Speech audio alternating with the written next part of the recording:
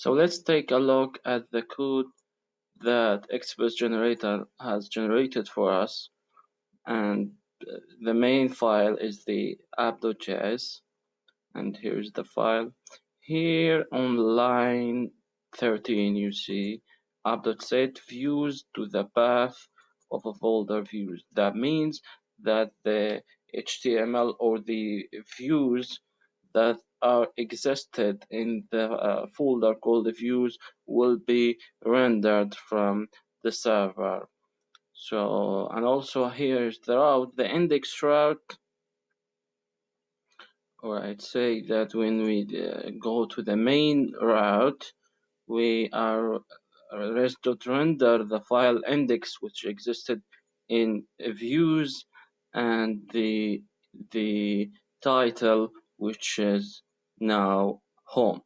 So if I go and my server is already running, but if I type npm start, I go to localhost 3000.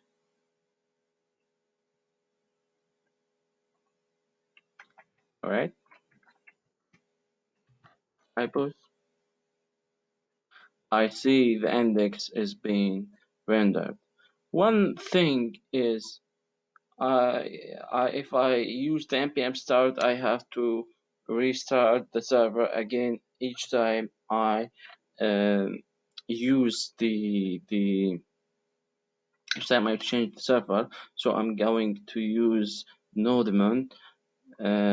Just type npm I G for global nodemon, and then instead of saying npm start, you just say nodemon, and your server will keep running while you're working. Alright, so let's start by editing the routes. So here's the index, and I'm gonna add a new route. Yeah, I'm gonna say about render the with title of about, and let me copy this and make a new view. I will call it about jade. They are using the jade. The default is jade, the templating language, so I'm gonna stick to it. Alright, so if I hit save and then I go to the localhost about, I see it's now about.